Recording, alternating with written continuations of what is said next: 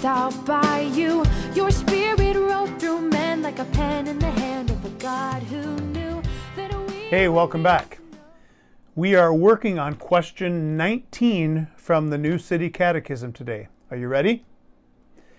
Here's the question. Is there any way to escape punishment and be brought back into God's favor? See, we've been talking about what idolatry is, and we've come to understand that all of us have replaced God with things that we like better, and so God doesn't allow idolatry to go unpunished. The question is there any way to escape? And the answer is yes. To satisfy His justice, God Himself, out of mere mercy, reconciles us to Himself and delivers us from sin and from the punishment for sin by a Redeemer. I have some objects in front of me.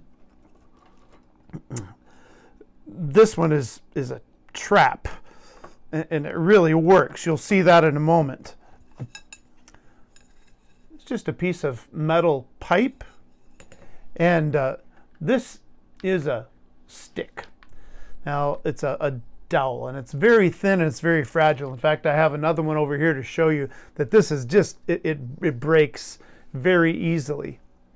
So when we're trying to answer this question, I usually try to give an object lesson of some kind. And so to make it a little bit more interesting, maybe we should just give each of these a name. How does that sound?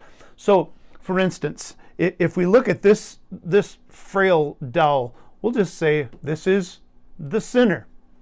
The sinner has done things that were wrong. In fact, because of justice, the sinner has done things that are so wrong that, here we go, we'll call this the punishment.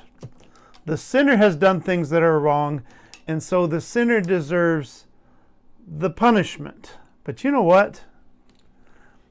If the sinner gets the punishment, that will end him.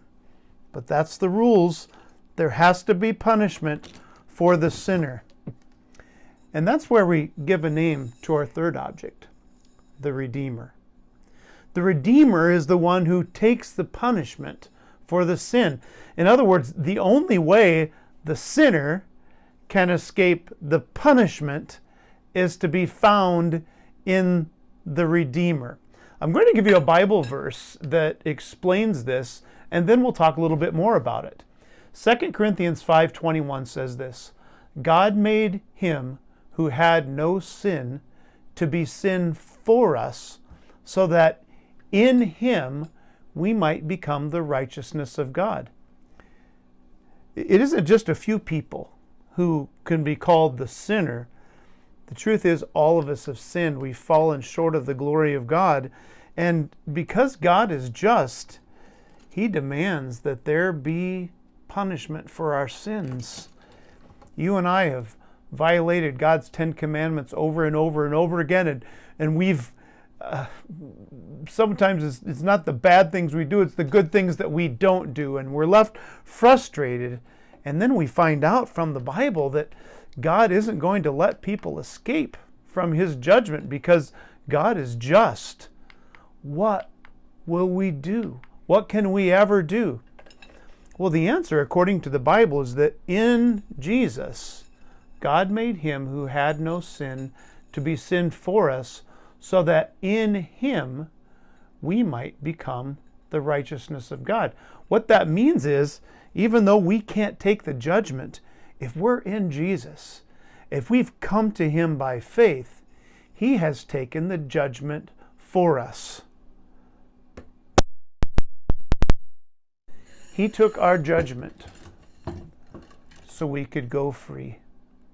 Is there any way to escape punishment and be brought back into God's favor? Yes. To satisfy His justice, God Himself, out of mere mercy, reconciles us to Himself and delivers us from sin and from the punishment for sin by a Redeemer. Are you in the Redeemer?